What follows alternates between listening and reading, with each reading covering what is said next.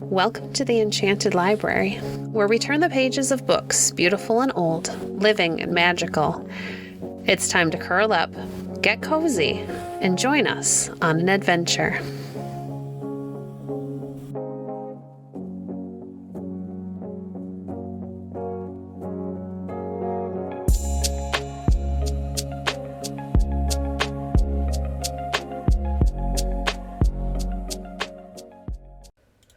Today we're reading from This Country of Ours by H.E. Marshall. Chapter 9, How the Spaniards Drove the French Out of Florida. Scarcely a week had passed before the new peace and happiness of the French colony was brought to a cruel end. Late one night, the men on board the French ship saw a great black hulk loom silently up out of the darkness. It was followed by another and another. No word was spoken, and in eerie silence the strange ships crept stealthily onward and cast anchor beside the French. The stillness grew terrible. At length it was broken by a trumpet call from the deck of one of the silent newcomers. Then a voice came through the darkness. "Gentlemen," it asked, "whence does this fleet come?" "From France," was the reply. "What are you doing here?" was the next question. "We are bringing soldiers and supplies for a fort which the King of France has in this country, and for many which he will soon have." "Are you Catholics or Lutherans?" The question came sharply across the dark water. It was answered by many voices. "We are Lutherans," cried the French. "We are of the new religion." Then it was the Frenchmen's turn to ask questions. "Who are you?" they cried, "and whence come ye?" "I am Pedro Menendez," replied the voice out of the darkness. "I am admiral of the fleet of the King of Spain, and I am come into this country to hang and behead all Lutherans whom I may find by land or by sea. And my king has given me such strict commands that I have power to pardon no man of them. And those commands I shall obey to the letter, as you will see. At dawn I shall come aboard your ship, and if there I find any Catholic, he shall be well treated, but every heretic shall die." In reply to this speech, a shout of wrath went up from the Frenchmen. "If you are a brave man," they cried, "why wait for dawn? Come on now and see what you will get." Then, in their anger, they heaped insults upon the Spaniards, and poured forth torrents of scoffing words. Thereupon, Menendez was so enraged that he swore to silence those Lutheran dogs once and forever. So the order was given, and his great ship slowly moved toward the French. The threats of the French had been but idle boasting. They could not withstand the Spaniards, for their leader was ashore with most of his soldiers. So, cutting their cables, they fled out to sea, pursued by the foe. There was a mad chase through the darkness. But the heretic devils, as the Spaniards called them, were skillful sailors. Menendez could not catch them, and when day dawned, he gave up the chase and moodily turned back to Fort Caroline. Here he found the French ready for him, and they seemed so strong that he would not attack, but sailed away southwards until he reached the River of Dolphins. Here Menendez landed and took possession of the country in the name of the King of Spain. While cannon boomed and trumpets blew, he stepped on shore, followed by his officers and gentlemen. In all the gay trappings of knighthood, with many-colored banners fluttering in the breeze, they marched. Then, as they advanced, another procession came toward them.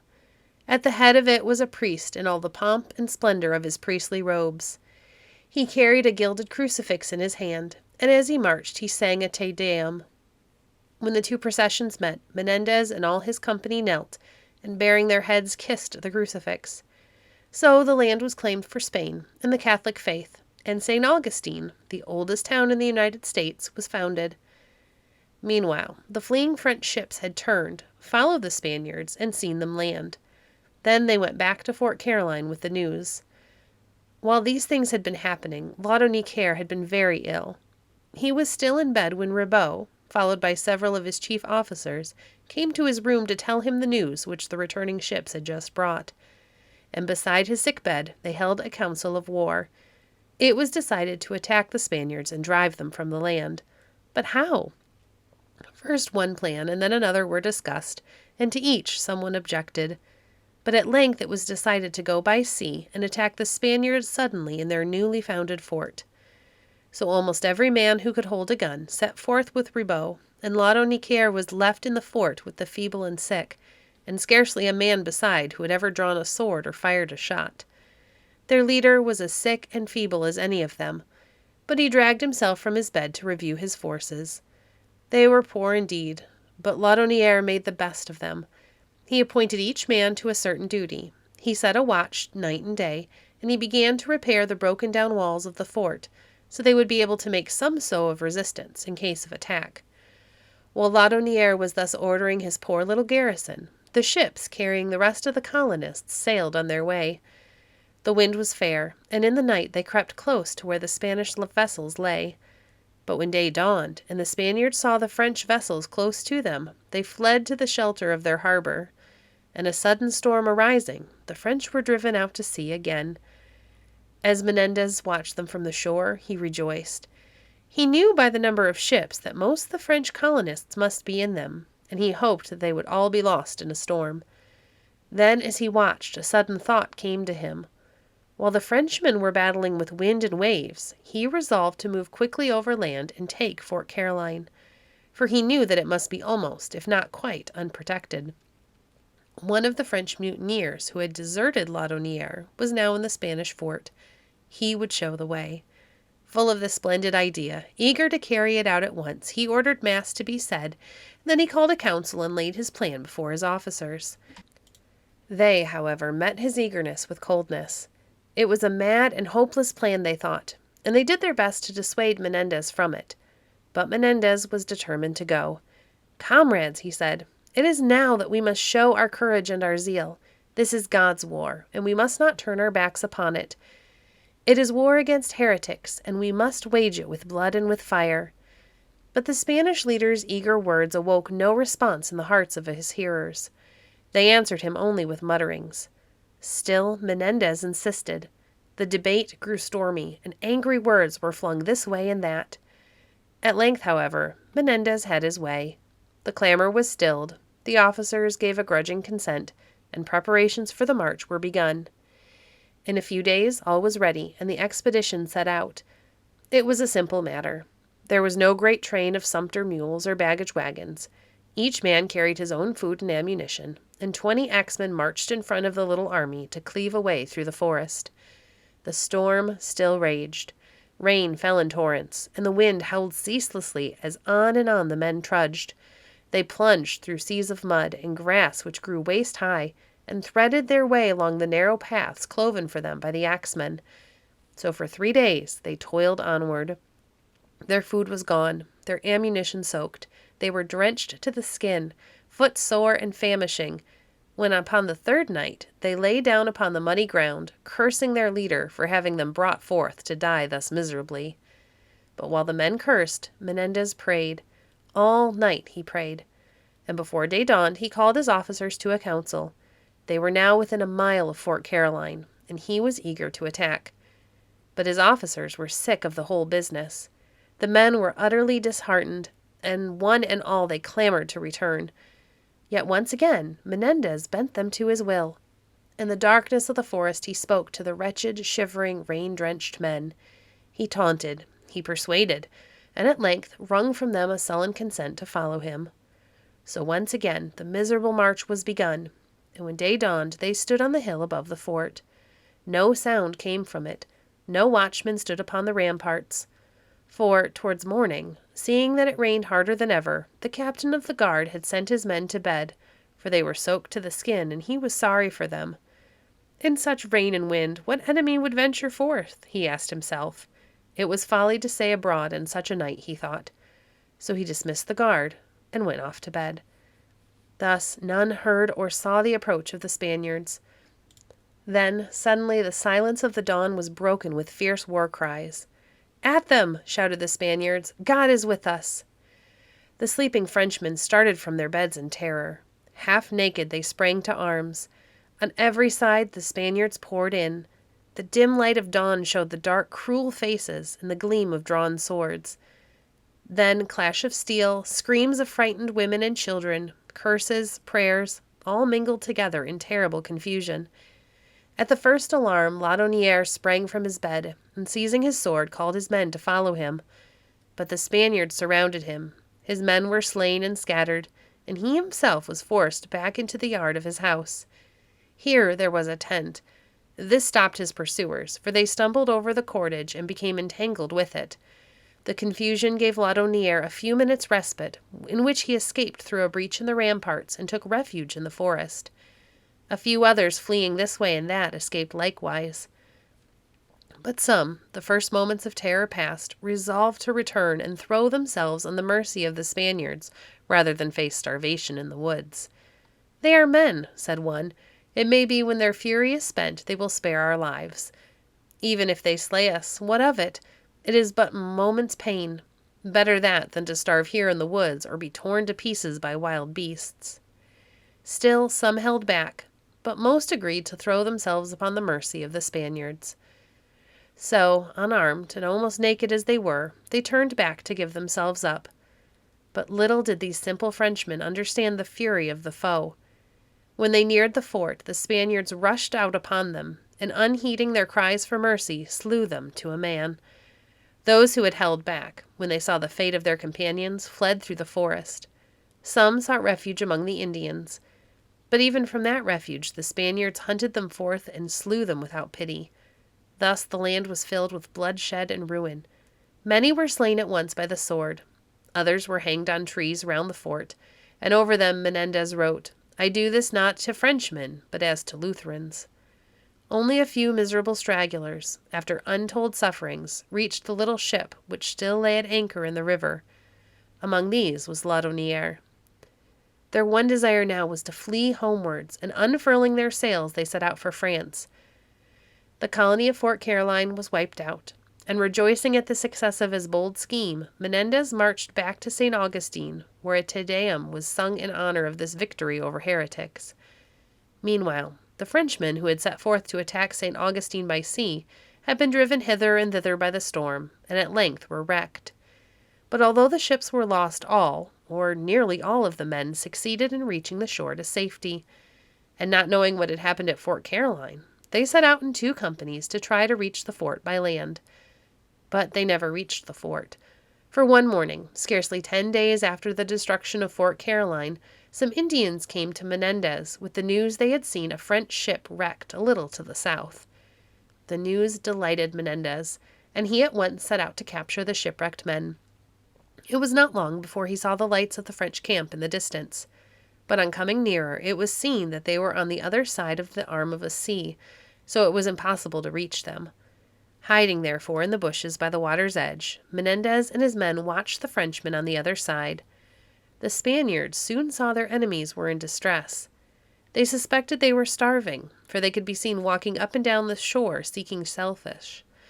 But Menendez wanted to make sure of the state they were in, so he made up his mind to get nearer to the Frenchmen. So he put off his fine clothes, and dressing himself like a common sailor, got into a boat and rowed across the water. Seeing him come, one of the Frenchmen swam out to meet him. As he drew near, Menendez called out to him, "Who are ye, and whence come ye?" "We are followers of Ribault, Viceroy of the King of France," answered the Frenchman. "Are you Catholics or Lutherans?" asked Menendez. "We are Lutherans," answered the man. Then, after a little more talk, Menendez told who he was. With this news the man swam back to his companions, but he soon returned to the boat to say that 5 of the French leaders wished to speak with the Spanish leader, and begged for safe conduct to his camp.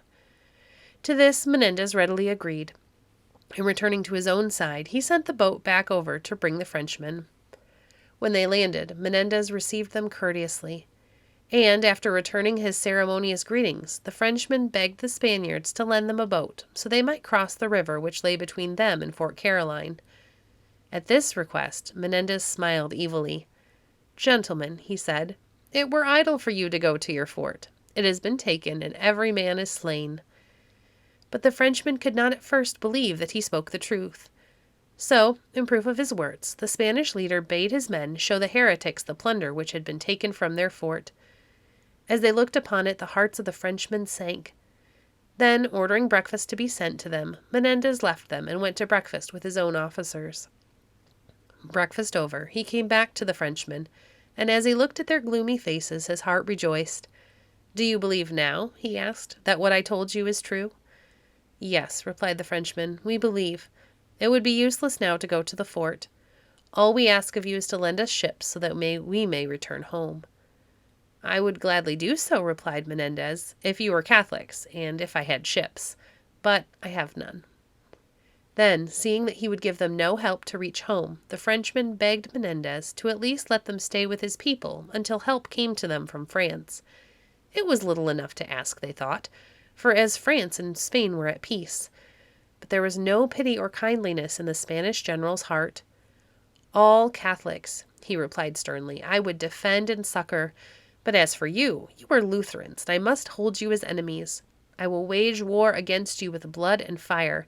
I will wage it fiercely, both by land and sea, for I am viceroy for my king in this country. I am here to plant the holy gospel in this land, that the Indians may come to the light and knowledge of the holy Catholic faith of our Lord Jesus Christ, as taught by the Roman Church. Give up your banners and your arms, and throw yourselves on my mercy, and I will do with you as God gives me grace. In no other way can you have truth or friendship with me." To this the Frenchmen knew not what to say. First they consulted together. Then some of them went back across the water to take counsel with those who waited there. They talked long, and anxiously those on the Spanish side awaited their return. At length one of their messengers returned, and going to Menendez, he offered him a large sum of money if he would swear to spare their lives. But Menendez would promise nothing. The Frenchmen were helpless. They were starving and in his hands, and both he and they knew it. They saw no hope anywhere, so they yielded to the Spanish general's demands. Once more, the boat was sent back across the water, and this time it came back laden with banners, arms, and armor. Then, guarded by Spanish soldiers, the Frenchmen were brought across by tens. As each batch landed, they found themselves prisoners. Their arms were taken from them and their hands tied behind their backs. All day, hour after hour, the boat plied to and fro, and when all the Frenchmen had been brought over, they were ordered to march forward. The Spanish general walked in front.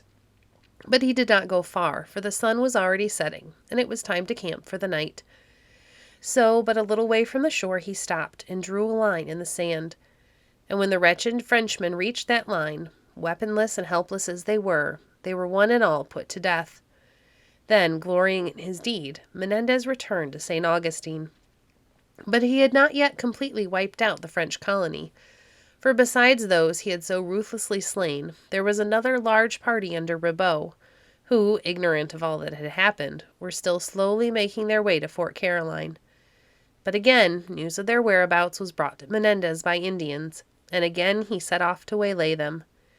He found them on the same spot as he had found the first party, but this time the Frenchmen had made a raft, and upon this they were preparing to cross the water when the Spaniards came upon them.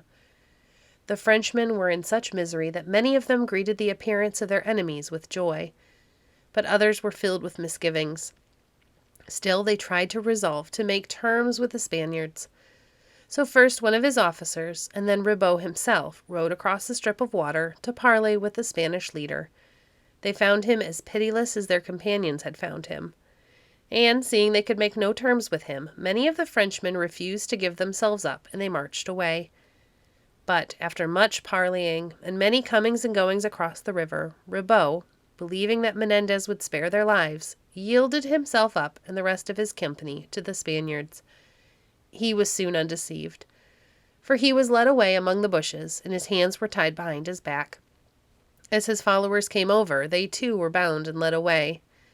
Then, as trumpets blew and drums beat, the Spaniards fell upon their helpless prisoners and slew them to a man. When Ribault saw that his hour has come, he did not flinch.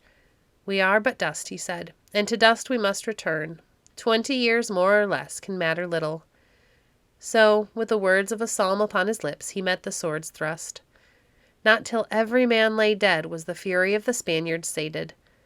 Then, his horrible labor ended, Menendez returned once more in triumph to his fort. Those of the French who had refused to give themselves up to Menendez now wandered back to the shore where their ship had been wrecked. Out of the broken pieces they tried to build a ship in which they might sail homeward. But again news of their doings was brought to Menendez by the Indians, and again he set out to crush them. When the Frenchmen saw the Spaniards come, they fled in terror.